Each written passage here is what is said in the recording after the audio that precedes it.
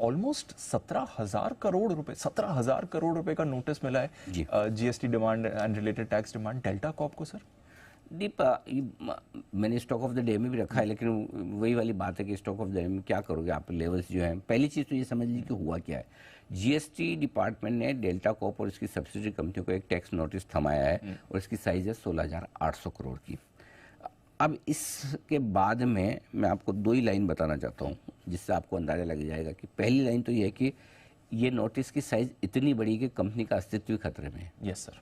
ठीक है, पहली चीज़ ये कि कंपनी का अस्तित्व खतरे में, कंपनी बच भी पाएगी कि नहीं बच पाएगी, पहली चीज़। दूसरी चीज़, हमेशा क्या होता है अगर इस तरह का कोई नोटिस आए, वो लाइन चला दीजिए जो मैंने स्टॉक ऑफ द डे में लिया।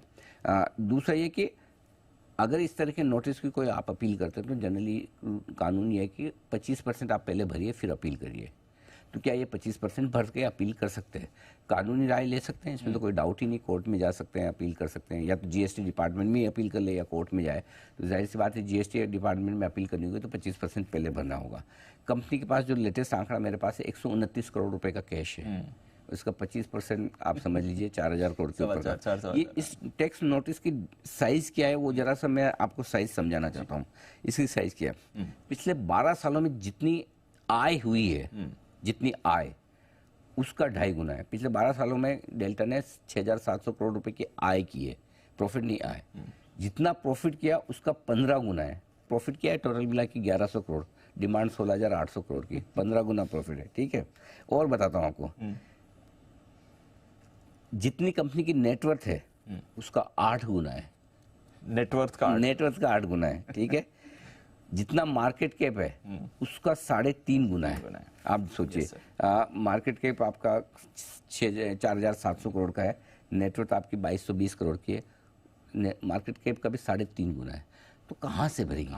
पॉसिबल ही नहीं है। और ये जब से वो जीएसटी काउंसिल की बैठक में नियम बदले हैं तो ये पुरानी टैक्स 2017 से लेकर उसके बाद की ये टैक्स डिमांड आई है।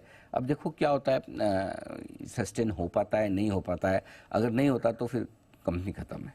हाँ, मतलब अगर जीएसटी डिपार्टमेंट ही जीतता है कानूनी मामले में तो कंपनी खत्म है। अभी ये एक बट रेट्रोस्पेक्टिवली कैसे दे सकते हैं? 2017 से 22 की यही सबसे बड़ी प्रॉब्लम है हिंदुस्तान में कि जीएसटी किस तरह से लगाया जाए।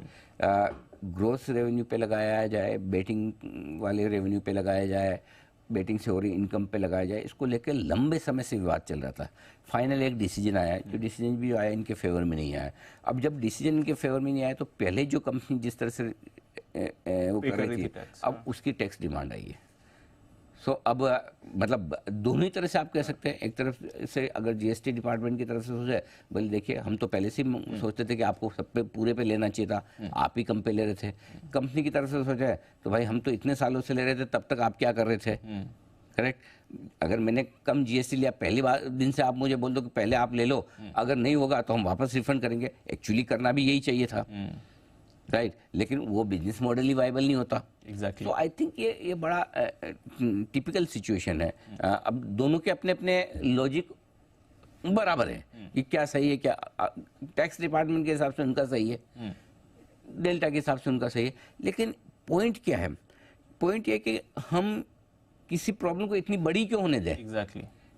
अब इसमें किसी का फायदा नहीं है। एग्जैक्टली। न डेल्टा का फायदा है अगर वो डूब जाएगी तो, न जीएसटी डिपार्टमेंट का फायदा क्योंकि उनको तो टैक्स मिलेगा नहीं। एक इंडस्ट्री खत्म हो जाएगी। एक तरह से इंडस्ट्री खाली डेल्टा, लेकिन डेल्टा सबसे बड़ा है, बाकी गेमिंग को भी, बाकी गेमिंग में असर आना ही है, तो बाकी गेमिंग कंपनियों भी सेंटिमेंटल असर आ जाएगा। सो आई थिंक लर्निंग ये है कि कोई टैक्स डिमांड इतनी बड़ी हो तब तक हम चुप ना बैठे।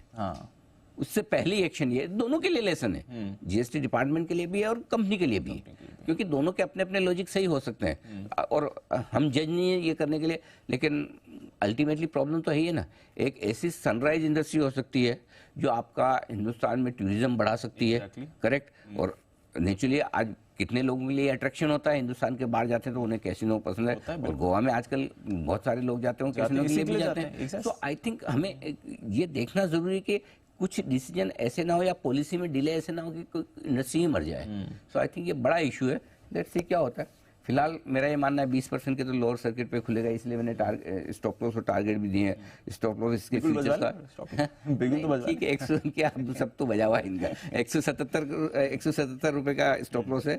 140 130 140 पे पहला 20% का सर्किट होता है। 130 अभी 20% घट के रुकेगा, 30% किसी को नहीं 40% पता। 50% मुझे नहीं पता, लेकिन बात ये कि मामला बड़ा सीरियस हो गया डेल्टा के लिए। बिल्कुल बहुत सीरियस मामला है और आज इंपॉर्टेंट है। इसके बाद लीगल चैलेंज क्या देती है कंपनी, वो भी आपके लिए इंपॉर्टेंट रहेगा ट्रैक करने के लिए। आज देखते हैं ओपनिंग पर क्या होने वाला है। एफएनओ स्टॉक है तो फिर बड़ी मूव्स तो आती ही हैं, आनी एक्सपेक्टेड भी हैं इसमें। आइए आज